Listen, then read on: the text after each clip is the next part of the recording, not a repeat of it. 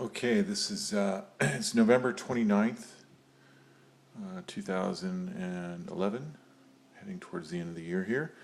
We are almost finished with our remodel. It's been a long, hard slog, but we're slowly approaching the finish line here. We floated all the drywall yesterday, and my lovely girlfriend, Cindy, did painting today and matched the closets that were added into the entertainment niche. And as you can see, the guy was incredible. He did such an awesome job floating everything so it looks straight. If you look at the past videos, you can see how bad it was. But it's just incredible. It looks like it's always been, and that's what you want with a remodel. A good remodel should always look like it wasn't remodeled. So the only thing we have left to do in this room is slap up the baseboard and basically clean up the floor. And in here in the hallway, the only thing really we have left to do, well, there's a few things, but we have to saw cut the floor so it's even below the threshold. I like to hide the floor transitions below the door so that you can't tell what's going to what as far as flooring. So we have to do that, and then we have tile remnants from the previous tile that was installed in this bathroom. We're going to do the same thing over here on the laundry room, and then this area will be complete. And then we'll definitely come back and at some point repaint this bathroom and finish up.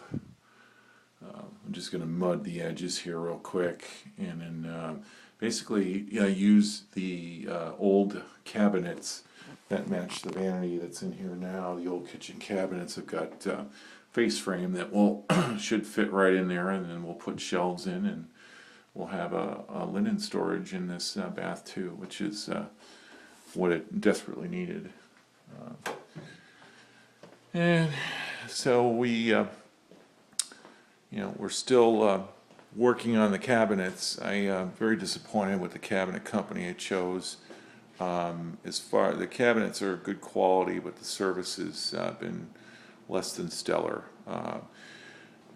After the last time the gentleman came out to install the cabinets, he actually ran out of filler panel. Originally, he couldn't install the cabinets on the day it was supposed to be installed because they didn't send all the packages, all the cabinets, namely the sink kit, which is basically a face frame cabinet, and then the fillers for the dishwasher. The dishwasher is just sitting in here loose. The granite guy was basically installed a piece of plywood underneath, and these brackets here, you can't see them, but these brackets actually screw up into that and hold this in place. This dishwasher is not very stable. It tips out, and there's enough of a gap to do my flooring so that the dishwasher will sit on the flooring. So when I do my flooring, I'll have to pull out all the appliances again, but that's not a big deal. Tile in the refrigerator. I think I have enough. Well, I can't do my tile yet because he hasn't trimmed out the opening for the dishwasher. Once he trims that out, and I'll be able to do my tiling. The granite turned out beautifully, although there's a bit of a color mismatch, but it is what it is. Granite, that's the beauty of granite. It's all, it's not uniform. Although I would have preferred, had I been here, I would have pressed him to match the colors a little bit. Also in this joint here at the sink, it's pretty noticeable as far as the color difference. But again, once I get the backsplash on and put some nice plants or something in that corner, that will all kind of sort of disappear. We went to the tile store the other day and talked to a designer, and she kind of sold me on these tumbled travertine tile with accent pieces. But when I did my layout in the kitchen, I measured everything very carefully and did layout on AutoCAD, and saw that couldn't really get the pattern to work really well, and it was going to be a whole lot of cuts and everything. And the other thing I discovered was the outlets were not placed at uniform heights. They're all different heights. I don't think there's a single outlet that matches another outlet height in here. So I'm going back to my original idea of doing 1x1 mosaic, which is going to be a lot easier to lay.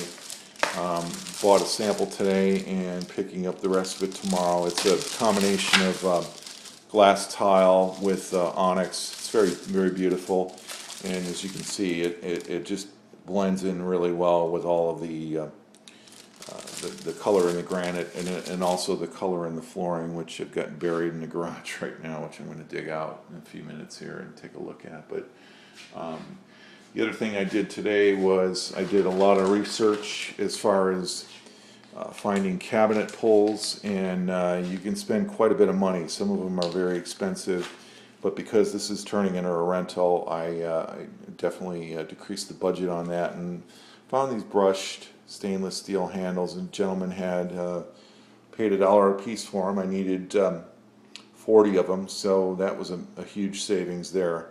I was looking at some other ones, going to pay well over $100 for. But so basically, all I need to do is form myself a template. The gentleman that sold me the pulls gave me a template, and basically, basically we're going to just take it on the corner here, measure where I want the pulls, and then drill holes at the spacing that the pulls are at, the center of the pulls, and just run around and do all the pulls on all the cabinets. These cabinets are very difficult to open without pulls. They're European style cabinets, so they don't, very difficult to, for instance, this drawer, you just can't pull this drawer out. It's just not, there's just no way to do it. You have to open the bottom cabinet to pull it out. So we're going to get those pulls on as soon as they finish the cabinets. And coming in here, we also basically trimmed out the door with the drywall. You floated that, and it was painted this morning again. So all we need to do at this point is install the trimmer on the door, and then obviously the baseboard. But we'll do that all. That'll be the finishing touch once we get the tile in. The biggest progress again has been made in this bathroom, because it's been this has been the most work out of all the remodel here. What I did was I floated the pan last week, the pre-pan, did a pitch, and then installed the membrane, which is kind of full of drywall. We have to get all that up tonight and clean that up a bit. And then we also installed this product called Fiber Rock, which is an excellent alternative to Dura-Rock or Hardy board, cement board. It's a really great product. It's a U.S. gypsum product. The beautiful thing about this product is you can cut it with a drywall knife. As you can see, some of the joints are a little bit misaligned. I shot some liquid nails in the corner, and I'm also going to tape these joints and then use the product that I bought, which is similar to Red Guard, but it's basically a paint-on rubber membrane. And I also did that on the pre-pan, so that if there are any punctures or anything ever happens to this membrane and water gets through, it's also on a second membrane that's painted on with this product here. So we're at the point now where tonight we're going to basically finish the rest of the few little pieces left that need to be done on the shower, the fiberboard, and then we're going to tape the joints and apply the membrane.